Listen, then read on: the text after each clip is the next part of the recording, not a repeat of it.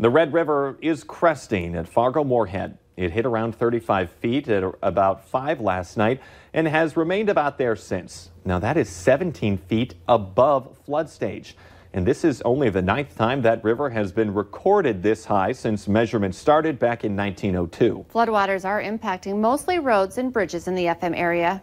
But things are a lot worse in rural areas of eastern North Dakota and northwestern Minnesota, which are being hit hard by overland flooding.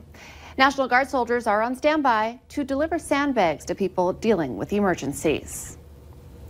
And this was an emergency. Grand Forks County Sheriff's deputies are getting a lot of likes after this big rescue. Check out this video.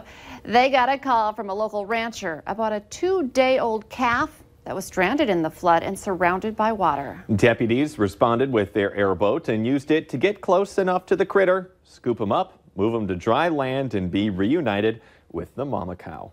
9 minutes now before 7. Let's get a check of our forecast and a look at the river levels right now with Lisa Green. Good morning. Today we are starting off with a little bit of a dip in the Red River in Fargo. We're now just barely below 35 feet. Overall, the trend will be for it to be going down from here on out and will continue dropping through the week and into the weekend, but staying in major flood stage. Takes a long time for us to recover from those crests here in the valley. So it's going to be with us for a while, this flood situation, even though it's going to start going down. We've been dealing with that even farther south. The river's been going down in places like Wahpeton for some time. We still have some aerial flooding, and that's a concern given that we do have some spotty areas of dense fog. We're looking at 0 visibility in Gwinner, in the Carrington area, a 1/4 mile, and Jamestown also less than a mile. Same thing in Elbow Lake. So we're looking at Southern Valley, seeing some patchy dense fog that might cause some issues with visibility as you're heading down the road this morning.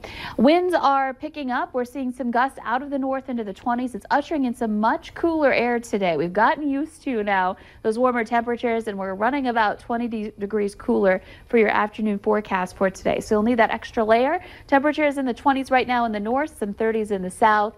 We're looking at some rain out to the west that may just bring a few sprinkles to our very southern viewing area later today, and some cloud cover too, with some moments of some sunshine as well in your forecast. I'll look at your hourly planner for Fargo. We've got some clouds overhead right now, but there are some breaks in them with a high of 43 degrees here today. That wind out of the north will make it feel colder, so it's just going to be a little bit of a raw day.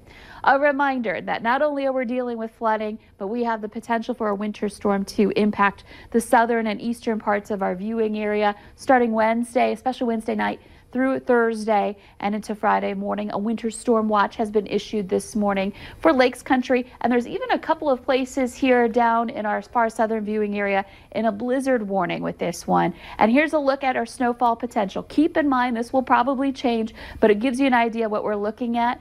Dark blue, we could see 6 inches of snow potentially there. So combine that with some wind and we've got some problems. That will melt quickly. We're looking at warm temperatures for the weekend. Let's check in now with Al. Morning, Lisa. Good morning, everyone. We popped back out onto the interstate to take a look at things. In fact, we're just headed into Moorhead right now, and traffic on the Interstate 94 is decidedly brisk. In fact, out and out busy. It's been like that since we first hit the roads over an hour ago. And travel speeds out here pretty much 60 to 65 miles an hour. Same thing on I-29, all kinds of traffic activity there. I should also tell you the traffic is starting to back up on Vents Boulevard already this morning. It seemed like it took forever for me to get off of there, headed north from 32nd Avenue. That's, of course, because of the Cheyenne Street project. Expect congestion there with Cheyenne shut down between 32nd and 40th Street. Traffic's being shifted to 32nd Avenue, being shifted to 40th Avenue, and also to 52nd Avenue as far as it can. So there's all kinds of stuff going on. Make sure you're driving carefully and planning to get around. Al Ahmed, Valley Today traffic.